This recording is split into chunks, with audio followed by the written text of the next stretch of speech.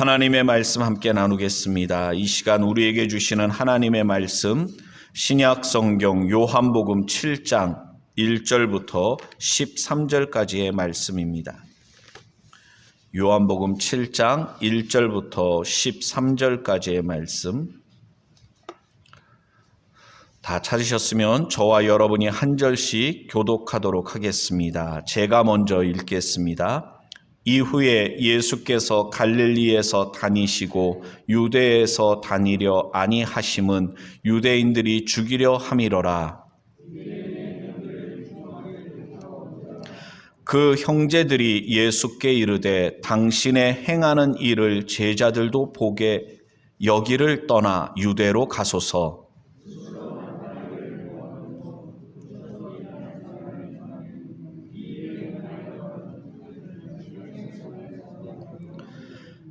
이는 그 형제들도 예수를 믿지 아니함이로라.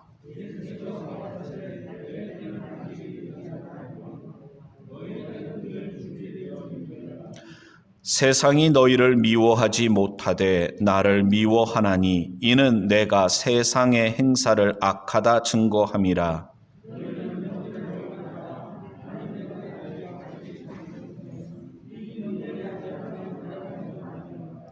이 말씀을 하시고 갈릴리에 머물러 계시니라.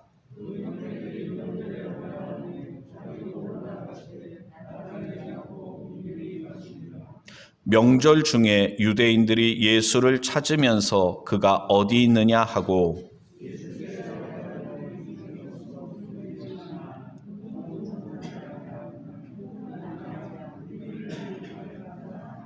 다 같이 함께 읽겠습니다. 그러나 유대인들을 두려워함으로 드러나게 그를 말하는 자가 없더라. 아멘.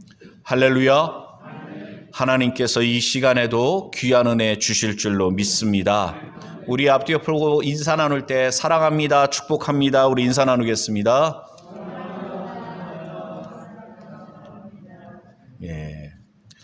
성도 여러분, 우리가 성경 말씀을 읽을 때 말씀이 쉬운가요? 어려운가요? 물론 좀 어려운 면이 있긴 있습니다. 왜냐하면 한글로 쓰여졌긴 했는데 무슨 외래어처럼 외계어처럼 이게 무슨 뜻인가 헷갈리는 경우도 있을 수 있어요.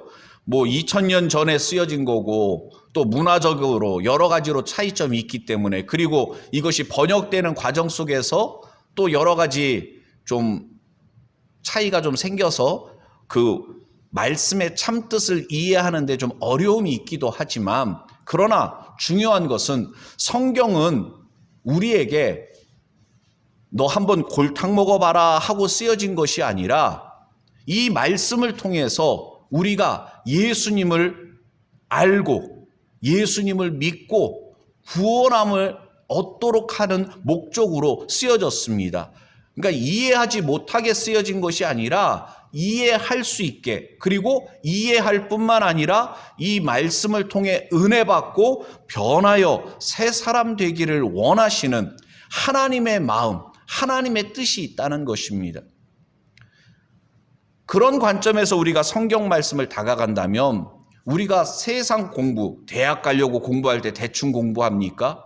얼마나 집중해서 공부합니까? 책 하나 봐서 이해 안 되면 다른 참고서도 사서 보고 다른 사람에게 물어봐가면서 그렇게 공부를 하지 않습니까? 그런데 세상 지식과 비교할 수 없는 하나님의 말씀을 우리가 대할 때 어떻습니까? 세상 공부하듯이 그렇게 하나요? 너무나도 우리는 말씀을 사랑한다 하면서 말로만 말씀이 중요하다고 하면서도 말로만 그러는 것 같아요. 여러분 지금 우리가 이 말씀을 함께 읽었는데 이 말씀이 얼마나 심각한 말씀이고 그리고 이게 무슨 말씀이지? 이럴 리가 없는데 알쏭달쏭하는 말씀들도 담겨 있습니다. 그런데 아마 조금 전에 말씀 읽을 때 그런 꺼리낌이나 부담이나 또는 궁금함이 생긴 분들이 과연 몇 분이나 될까? 그냥 목사가 교독하자 그러니까 그냥 읽은 분들이 아마 대부분이 아닐까 싶기도 합니다. 1절 말씀부터 여러분 좀 이해하기 어려운 말씀이 나옵니다. 1절 말씀을 다시 한번 함께 읽어보겠습니다. 이후에 예수께서 갈릴리에서 다니시고 유대에서 다니려 아니하심은 유대인들이 죽이려 함이러라. 이 말씀은 이제 예수님께서 공생의 사역을 하시다가 십자가에서 고난당하고 죽기 전 한 6개월 전쯤에 일어난 일입니다. 유대인의 절기로 말한다면 초막절이 있던 시기였습니다. 예수님께서 천국 복음을 전하시면서 많은 병자를 고치고 이적을 행하십니다. 특히나 안식일 날 병자를 고쳐요. 38년 된 병자도 고치시고 뭐 여러 가지 일들을 행하십니다. 그러니까 그 당시 유대 종교 지도자들은 안식일을 범했다. 안식일 날 일하지 말라 그랬는데 안식일 날 병자를 고쳤다. 그런 자가 어떻게 하나님께서 보내신 사람일 수가 있느냐? 그러면서 예수님을 죽이기로 작정했단 말입니다. 예수님도 아셔요. 그런데 한 번쯤 생각해 보자고요.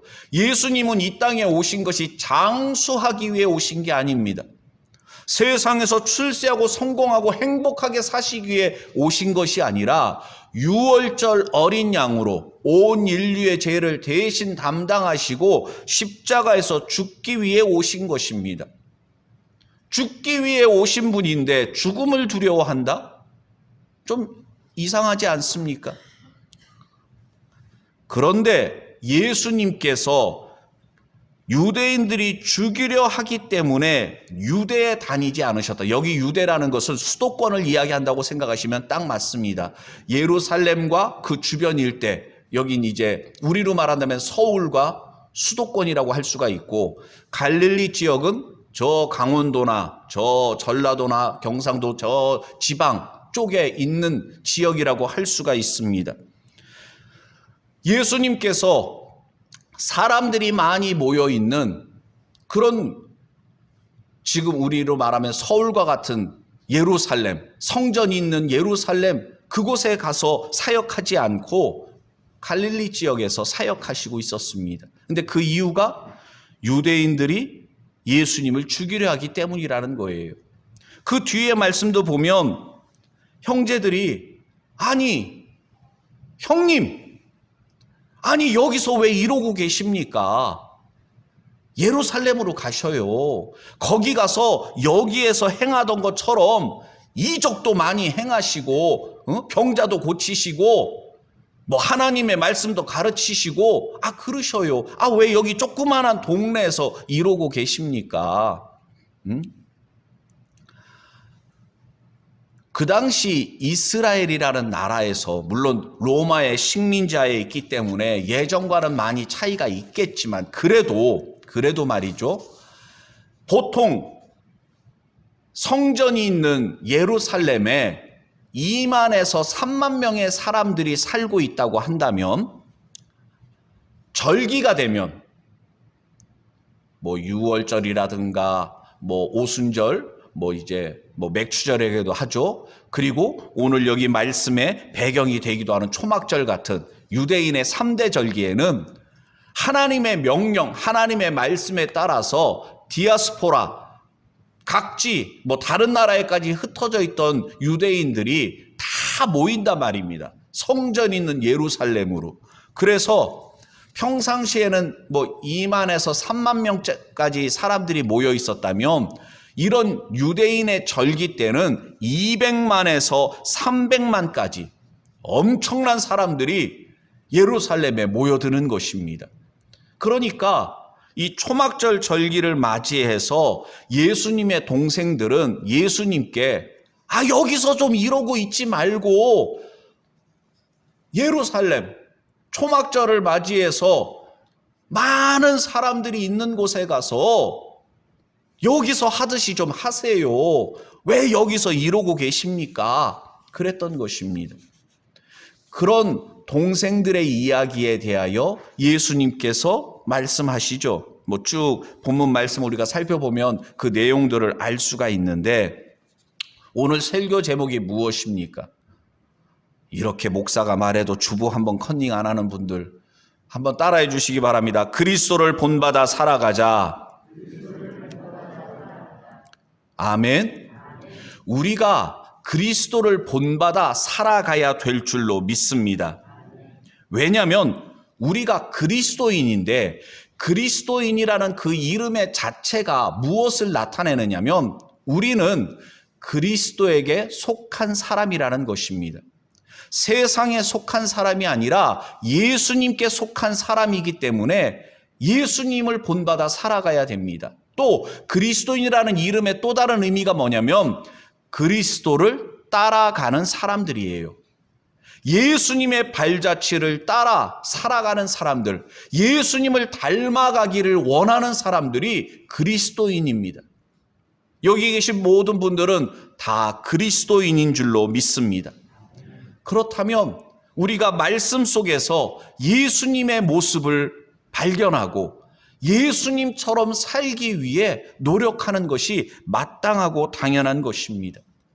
우리가 함께 읽은 요한복음 7장 말씀뿐만 아니라 요한복음 전체의 말씀은 사도 요한이 분명한 목적을 갖고 기록했습니다.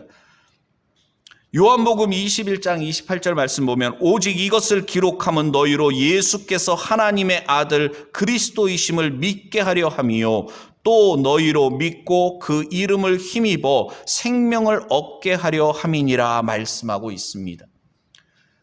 첫 번째 목적이 뭡니까? 예수님을 알게 하려는 목적이었습니다. 그러므로 우리는 요한복음을 읽을 때, 아니 성경 전체를 읽을 때 예수님을 알아가는 그런 배움의 시간들이 되어야 합니다. 그리고 성경 지식을 쌓는 게 우리의 목적이 아니에요. 예수님이 누구이신지를 알고 그 다음에 두 번째 기록 목적이 뭡니까? 예수님을 믿게 하려는 목적이었습니다. 말씀을 읽고 정말 예수님은 구세주가 되시는구나.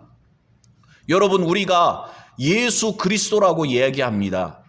예수 그리스도 이름이 어떻게 되는 것 같으십니까? 예수라는 이름은 예수님의 이름으로 구원자, 우리의 구세주가 된다는 그런 의미를 담고 있는 이름이에요. 그러면 그 뒤에 붙어 있는 그리스도는 기름 부음 받은 자, 메시아. 구약 성경에 보면 기름 부음 받은 사람들은 세 가지 직업을 가진 사람들이었어요. 제사장, 선지자, 그리고 또 누굴까요? 예? 제사장, 선지자, 또 왕입니다. 알면서 얘기 안 하는 거죠. 예? 한두 번 들은 게 아니실 텐데 예수님은 만왕의 왕이 되시는 분이십니다. 이런 때는 좀 아멘 해주셔야 돼요. 예? 예수님은 하나님의 말씀을 우리에게 가르쳐 주시는 선지자가 되셔요. 그리고 예수님은 우리의 제사장이 되셔요. 대제사장이 되셔서 자기 자신을 희생제물로 우리를 위하여 단번에 십자가에서 죽으셨어요. 그래서 우리가 예배드릴 때 더 이상 짐승을 잡거나 그러지 않는단 말입니다. 그런 예수님께서 삼종직을 가지고 계신 분, 그래서 구약에 예언되어진 메시아가 예수님이십니다. 그래서 우리가 예수 그리스도라고 이야기할 때 우리의 신앙 고백이 거기에 담겨 있는 것입니다. 입술로만 믿는다라는 것이 아니라 내가 예수님을 믿는다면 예수님을 따라 살아가야 되는 것입니다. 세상에 소망을 두지 않고 자기를 위해 살지 않고 나를 위해 죽으시고 부활하신 예수 그리스도를 위한 삶, 하나님의 영광을 위한 삶, 저 하늘나라의 소망을 가지고 살아가는 삶, 그것이 바로 우리 모두의 삶이 되어야 하는 것입니다.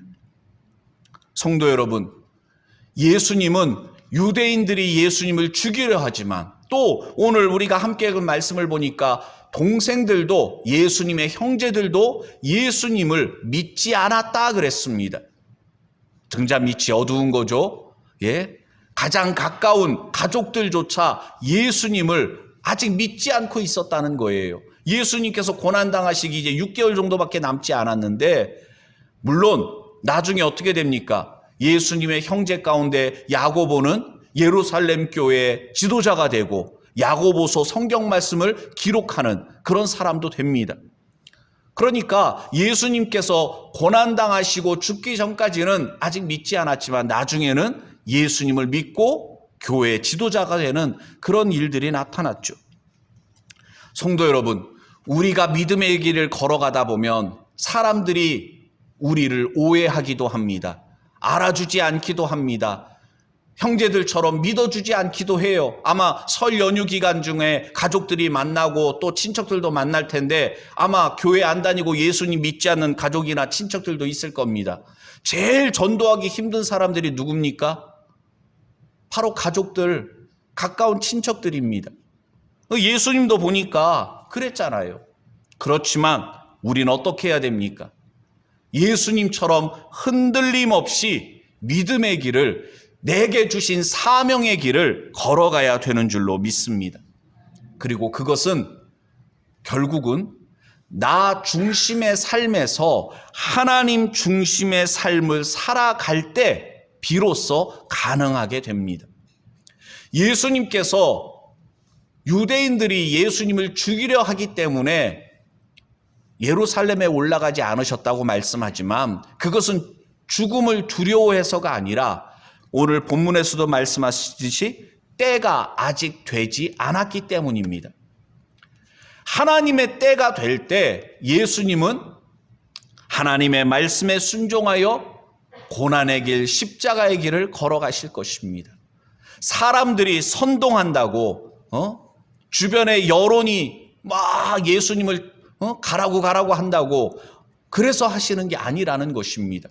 또 자기의 영광을 위해서 이적을 행하거나 자기 자신을 드러내기 위해서 병자들을 고치시거나 그런 것이 결코 아니라는 것입니다. 예수님은 자기를 위한 삶이 아니라 하나님의 영광을 위해서 철저하게 살아가셨습니다. 우리도 예수님을 본받아서 그렇게 살아가야 될 줄로 믿습니다. 한번 따라해 주시기 바랍니다. 내 때가 중요한 것이 아니라 하나님의 때가 중요하다. 아멘. 내 시간표를 보고 살면 안 됩니다. 내가 계획 세우고 내가 앞으로 이렇게 해야지. 아마 2022년 여러 가지 계획들을 세우셨을 겁니다. 언제 뭐하고 언제 뭐하고. 그런데 사람이 마음으로 자기 길을 계획할지라도 그 걸음을 인도하시는 분은 누구이십니까? 하나님이십니다. 우리의 창조주 되시는 하나님께서 우리를 인도하십니다. 그러면 아무리 내가 생각할 때 이건 분명히 하나님의 뜻이고 이거는 선한 일이고 꼭 해야 되는 일이고 그렇다 할지라도 조급해하거나 서두르면 안 됩니다. 무리수를 두면 안 됩니다. 하나님의 선하신 뜻에 순종하는 자가 되어야 합니다. 고집 부리면 안 돼요. 옳은 일이라고 해서 방법까지 무조건 내가 그냥 이건 옳은 일이니까 하고 무리수를 두다 보면 오히려 하나님의 영광을 가리게 되고 오히려 문제를 더 복잡하게 만드는 경우가 많습니다. 예수님은 동생들의 말에도 흔들리지 않으십니다. 사람들이 다 초막절 절기를 지키기 위해서 예루살렘을 향해 갑니다. 예수님은 거기에 함께 가지 않으십니다. 물론 오늘 우리가 함께 읽은 말씀을 보면 은밀하게 사람들에게 드러내지 않고 예루살렘에 올라가셨다. 그렇게 말씀이 나오죠. 사람들이 막 하는데 막 우리가 막 오 하고 끌려가는 경우가 있는데 그러면 안 된다는 것입니다. 요즘 대통령 선거를 앞두고서 한참 선거 운동하고 막 그렇게 합니다. 근데 가만 보면 저래도 되나?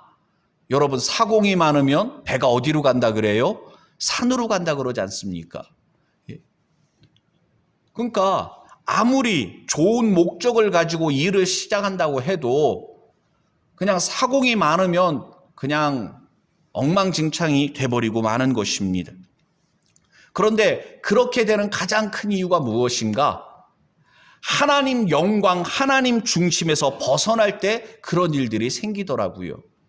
요한일서 2장에 보면 이런 말씀이 있습니다. 이 세상이나 세상에 있는 것들을 사랑치 말라. 누구든지 세상을 사랑하면 아버지의 사랑이 그 속에 있지 아니하니 이는 세상에 있는 모든 것이 육신의 정욕과 안목의 정욕과 이생의 자랑이니 다 아버지께로 쫓아온 것이 아니요 세상으로 쫓아온 것이라 말씀하고 있습니다. 내가 지금 무엇을 위해 살고 있는가? 내가 지금 어디를 향해 가고 있는가? 한 번쯤 우리 자신을 돌아봐야 됩니다. 그리고 우리가 하나님보다 세상을 더 사랑하고 있다면, 하나님의 영광이 아니라 내 영광을 구하고 있다면 우리는 잘못된 길로 가고 있는 것입니다. 세상에 아무리 좋아 보이고 괜찮아 보이고 그런다 할지라도 세상 모든 것은 결코 영원한 것이 아닙니다. 우리는 나그네 인생입니다. 이 땅에서 우리가 큰 업적을 세운다 할지라도, 우리가 큰 대단한 것을 성취한다 할지라도 결국 다 내려놓고 가는 것이 인생입니다. 그렇기 때문에 여러분, 우린 착각하면 안 됩니다. 내 것이라고 생각하는 경우가 있는데 여러분 어떻습니까? 그게 정말 내 것이었습니까? 아니에요. 지금 내 몸에 있는 것도 내 것이 아닙니다. 만약에 내 몸이 내 것이라면 제 키는 지금보다 더 커져야 됩니다. 제 몸은 더 날씬해져야 됩니다. 근데 내 몸도 내 마음대로 안 되더라고요. 여러분들의 자녀들 어떻습니까? 내가 난 자식이니까 내 마음대로 키워지던가요? 아니잖아요. 근데 우리는 내 것이라고 착각할 때가 너무나도 많습니다. 그러고 보면 참 노래는 잘 불러요. 우리가 자주 부르던 복음성가 중에서 내가 주인 삼은 모든 것 내려놓고, 기억나십니까? 찬양은 좋아하고 잘 부르는데 내가 주인 삼았던 것 내려놓지 못할 때가 너무나도 많습니다. 이건 내 거야, 내 거야. 그건 어린아이들이나 하는 거예요. 그런데 신앙생활 10년, 20년 해놓고도 여전히 내 것이라고 고집하고 내려놓지 못하는 것들이 우리에겐 너무나도 많은 것 같습니다. 하나님 중심의 삶을 살아간다면, 예수님을 본받아서 우리가 이 땅에서 살아가려면 내려놓는 자가 되어야 합니다. 내려놓으세요. 그리고 기득권도 내려놓으셔야 됩니다. 특히 남편분들, 내가 월급 받아와서 가족들 먹여 살리는데 내 말을 안 들어? 그런 생각 들 수가 있습니다. 가정주부들, 내가 얼마나 남편 뒷바라지하고 자식들을 키웠는데 남편도 내 맘 알아주지 않고 자식들도 이제 머리가 좀 컸다고 엄마 말 안 들으려고 그러고 서운한 마음 들 수도 있습니다. 그런데 우리가 사랑하고 희생하고 그렇게 했지만 거기에 대한 어떤 보상 심리, 뭔가 보상받으려고 하고 인정받으려고 하면 더 상처 많이 받게 됩니다. 예수님도 아낌없이 내어주시고 죽기까지 하셨지만 예수님께서 기득권을 주장하거나 그러지 않으셨잖아요. 우리의 마음이 낮아져야 됩니다. 높아지면 자꾸 부딪히는 것이 많습니다. 친척들 다 모였을 때, 물론 올해 코로나 때문에 올해는 예전처럼 그렇게 다 모이지는 못하겠지만 형제들이 많이 있거나 막 그럴 때 어떻습니까? 형님 말 잘 안 듣는단 말입니다, 요즘은. 예. 이런 여러 가지 갈등들이 있을 수 있습니다. 그때 여러분 내려놓으셔야 됩니다. 그래야 가정이 화목할 수 있는 것입니다. 예배드리러 들어오실 때 설날 가정예배 순서지 아마 챙기셨을 겁니다. 챙기지 못하신 분들은 끝나고 가실 때 꼭 챙기시기를 바라고요. 그 순서지 맨 아래 보면 적혀 있는 게 무엇입니까? 설 명절을 잘 보내는 비법이 거기 적혀 있습니다. 주부들이 명절 증후군에 시달리고 있어요. 왜 그렇습니까? 여자분들만 명절이라고 음식 장만하고 뭐하고 하다 보면 지치기 때문입니다. 남편분들이나 남자분들이 설거지 해주시기 바랍니다. 한 명도 아멘 안 하시네. 남자 여러분, 설 연휴 기간 중에 꼭 설거지 하시기 바랍니다. 다음 주에 교회 왔을 때 제가 붙잡고 갑자기 물어볼 수가 있어요. 어느 분에게 물어볼지 모르지만, 예? 설거지하면 접시 깨요, 목사님. 나는 도와주고 싶은데도, 내 손이 똥손이라 이게 안 돼요. 그러면 먹고 좀 치우는 거라도 도와주자고요. 그냥 가만히 앉아서 밥 갖다 줘 그러고, 밥 먹고 나서는 치우는 것도 그냥 가만히 그냥 TV만 쳐다보면서 집안일은 그냥 여자분들만 하게 하고, 그러지 말자고요. 같이 함께 즐거운 설 연휴를 꼭 보내실 수 있게 되기를 바랍니다.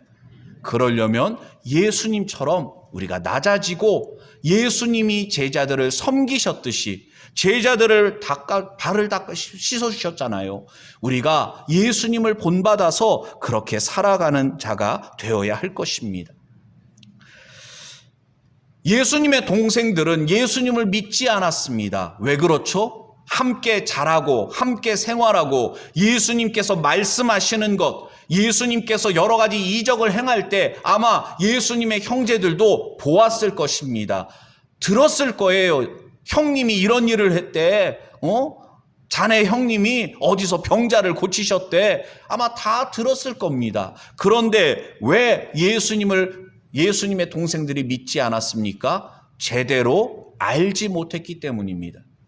예수님을 만난 사람들이 많지만 다 예수님을 믿은 게 아니에요. 오늘날에도 교회 나오는 사람들은 많지만 교회 나왔다고 해서 다 예수님을 믿는 걸까요? 정말 예수님을 믿는 사람일까? 의심이 되는 그런 사람들도 우리가 종종 보잖아요. 예수님 믿는다고 하면서 교회 다닌다고 하면서 뉴스에 오르내리는 사람들도 우리가 보게 되잖아요. 그 사람이 목사든 장로든 그가 교회에서 어떤 직분을 가지고 있든지 그것이 보증수표가 되지 못하고 있습니다. 무엇이 문제입니까?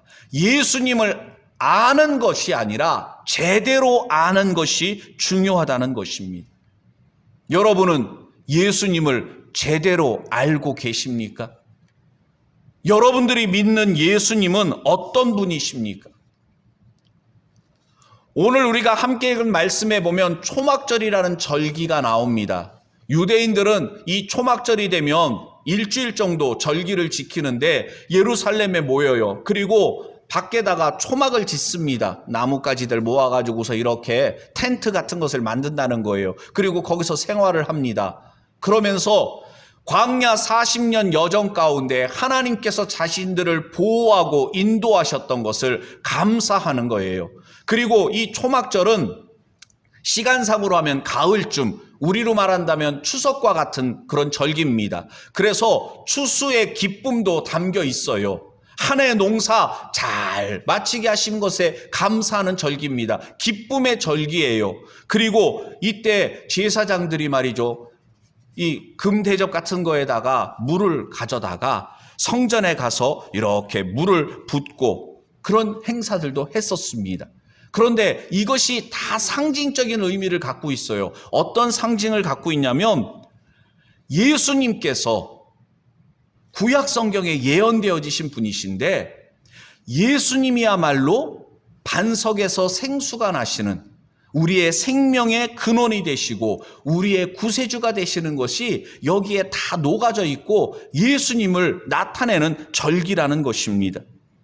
그래서 예수님께서 절기 마지막 날 사람들을 향하여 이런 말씀을 하셨습니다. 요한복음 7장 37절 말씀부터 보면 명절 끝날 곧 큰 날에 예수께서 서서 외쳐 가라사대 누구든지 목마르거든 내게로 와서 마시라. 나를 믿는 자는 성경의 이름과 같이 그 배에서 생수의 강이 흘러나리라. 아멘. 초막절이 예수님을 나타내고 있어요. 그래서 나를 믿는 자 생수의 강이 터져 나올 것이라. 초막절 절기 중에 이스라엘 백성들은 하나님의 성전으로 가서 물을 부으면서 하나님의 은혜를 기뻐 감사했고 광야에서 반석에서 생수가 터져나왔던 것을 상징하고 있었습니다. 그런데도 예수님을 사람들은 알지 못했고 알쏭달쏭한 사람들도 있었어요. 예수님은 나쁜 사람이다. 왜? 안식일날 병자를 고치는 거 보니까 안식일을 어기는데 율법을 어기는 자다. 막 부정적으로 보는 사람도 있고, 아니야, 그 사람은 좋은 사람이야. 그렇게 얘기하는 사람들도 있었어요. 그런데 그들도 예수님의 형제들처럼 제대로 알지 못한 거죠. 예수님은 4대 성인의 한 분, 좋은 사람, 그 정도의 분이 아니란 말입니다. 그분은 하나님의 아들, 우리의 구세주가 되시는 분이시라는 거예요. 근데 사람들은 예수님을 제대로 알지 못했기 때문에 예수님을 믿지 못했던 것입니다. 아마 우리 자녀들 가운데 부모님 따라서 어렸을 때부터 교회 나온 자녀들도 있을 겁니다. 그래서 교회 생활이 익숙해요. 친숙해요. 들은 풍월도 있어서 성경 말씀 암송하는 것도 몇 개 있고 찬송도 그냥 흥얼흥얼 나도 모르게 부를 수도 있어요. 그러나 예수님을 아는 것과 제대로 알고 믿는 것은 하늘과 땅 차이라는 것입니다. 우리가 자녀들을 교회로 인도할 수는 있지만 우리 자녀가 예수님을 믿고 거듭나 새 사람, 하나님의 자녀가 되는 것은 우리 힘으로 되는 일이 결코 아닙니다. 그래서 우리는 기도할 수밖에 없고 우리의 사랑하는 자녀들이 우리처럼 예수님을 잘 믿고 하늘나라의 소망을 가지고 살아가기를 하나님께 간절히 기도할 수밖에 없는 것입니다. 성도 여러분, 우리가 일주일에 한 번 교회에 나와서 예배 드리는 것으로 내가 그리스도인인 것을, 또 내가 죽으면 천국 들어간다는 보증수표에 도장 찍는 것으로 그렇게 생각하시면 안 됩니다. 주일의 참된 의미는, 왜 구약 성경에 유대인들은 안식일, 지금으로 말하면 토요일 날 예배를 드렸는데 우리는 주일날 예배를 드립니까? 예수님께서 부활하신 날이기 때문입니다. 그래서 안식일 날 예배를 안 드리고 주일날 예배를 드리는 거예요. 초막절, 여러분들이 스마트폰이나 인터넷으로 검색해 보면 초막절에 대한 설명을 가장 많이 글을 올리는 사람들은 이단입니다. 저 하나님의 교회라고 아주 강조를 합니다. 왜 우리는 구약의 절기를 이제는 더 이상 지키지 않습니까? 예수님께서 이 땅에 오셔서 구약의 모든 말씀들을 완성하셨기 때문입니다. 토요일 날 꼭 예배 드려야 된다고 주장하는 이단들도 있어요. 거기에 속으시면 안 됩니다. 왜요? 율법을 지키려면 다 지켜야지 왜 그 율법들 가운데 안식일만 지키려고 그러느냐고요. 왜 초막절만 강조를 하느냐고요. 여러분들도 그렇잖아요. 집장만 하기 위해서 아파트 구입을 하려고 그러면 어디로 갑니까? 모델하우스 가서 보잖아요. 모델하우스에 가면 앞으로 짓게 될 아파트에 대한 여러 가지, 집 구조는 이렇고 집에 이런 것들도 돼 있을 거고 쭉 설명을 하고 그럽니다. 근데 여러분, 모델하우스에 가서 눈에 쏙 드는, 마음에 아주 꼭 맞는 그런 집을 보게 됐다고 해서 모델하우스에 가서 사는 사람이 있습니까? 그 모델하우스는요, 계약 끝나고 이제 아파트 짓기 시작하고 뭐 하면은 다 부셔버리더라고요. 모델하우스가 마음에 들어서 계약을 했다고 해도 이제 새롭게 만들어져 가는 아파트에 들어가서 생활을 하지 모델하우스에서 사는 사람은 없습니다. 구약의 절기라든가 여러 가지 그러한 것들은 예수님을 상징적으로 나타내는 것입니다. 예수님이 누구인가? 예수님께서 행하시는 일들이 무엇인가? 그것이 의미하는 바가 무엇인가를 다 나타내고 있는 것입니다. 그러므로 성도 여러분, 우리는 말씀을 읽을 때 구약 성경이든 신약 성경이든 말씀을 통해서 예수님을 발견해야 됩니다. 예수님에 대한 증거, 예수님에 대한 설명들이 다 나와 있으니까 아, 예수님은 정말 이런 분이구나. 야, 내가 예수님 믿길 정말 잘했구나. 내가 더욱 예수님을 잘 믿어야 되겠다. 그런 결심과 다짐을 가져야 되는 것입니다. 그리고 예수님의 형제들이 예수님께 이러쿵저러쿵 말했지만 예수님께서는 흔들림 없이 하나님의 때를 바라보고 살아가셨던 것처럼 우리들은 흔들림 없이 믿음의 길을 온전히 걸어가는 자가 돼야 되는 줄로 믿습니다. 로마서 12장 12절 말씀을 보면 이런 말씀이 있습니다. 한번 따라해 주시기 바랍니다. 소망 중에 즐거워하며 환난 중에 참으며 기도에 항상 힘쓰라. 아멘. 코로나19 확진자가 요즘 막 폭발적으로 늘어나고 있는 시기에 설 연휴를 맞이하게 되었습니다. 참 어려운 시기를 보내고 있습니다. 어른들만 어려운 게 아니라 우리 자녀들도 마찬가지입니다. 열심히 공부하고 겨우겨우 대학에 들어갔는데 입학식을 어떻게 합니까? 열심히 공부해가지고서 졸업장을 받고 졸업식을 하는데 졸업장 받는 어떻게 졸업식을 제대로 합니까? 졸업을 한다 치더라도 취업이 제대로 됩니까? 요즘 젊은 사람들 얼마나 힘든지 모릅니다. 어른은 어른대로 힘들고 젊은 사람들은 젊은 사람들대로 힘들고 어린아이들도 마찬가지고요. 예. 요즘은 유치원 다니는 애들, 어린이집 다니는 애들도 사는 게 힘들다고 푸념을 한대요. 그 어린 것이 뭘 안다고. 예. 하긴 저도 그랬던 것 같아요. 제가 어렸을 때도 제가 조숙했는지 어쨌는지 인생은 공짜가 없구나. 왜? 아니 어른들은 무슨 용돈을 주면서 자 노래 한번 해봐. 응? 뭐 춤이라도 한번 춰봐. 뭘 자꾸 그렇게 시켜요. 이번에 설 연휴 기간 중에 여러분들 시키지 마세요. 그냥 주려면 그냥 깨끗하게 그냥 주셔요. 세뱃돈 탁 주시고 뭐 하라고 시키지 마셔요. 또 질문 같은 거 공부는 잘 하냐? 야 사귀는 남자는 있냐? 곤란한 질문들 하지 말라니까요. 명절날 그러니까 가기 싫어하잖아요. 예? 여러분 참 모두가 어려운 때입니다. 이때 여러분 우리가 예수님을 본받아서 살아갈 때 죽지 못해 사는 것이 아니라 또 비장감을 가지고서 말이죠. 비장한 모습으로 내가 예수님을 믿기 위해서 죽음을 각오해야지. 또 핍박하고 독사의 자식들아 물러가라 막 남편한테 말이죠. 막 그러는 것이 아니라 소망 중에 뭐 하라고요? 그새 까먹으셨습니까? 소망 중에 소망 중에 즐거워하며 소망 중에 즐거워하며 환난 중에 뭐라고요? 참으며 환난 중에 인내하고 참는 자가 되시길 바랍니다. 그러려면 기도에 항상 힘쓰셔야 됩니다.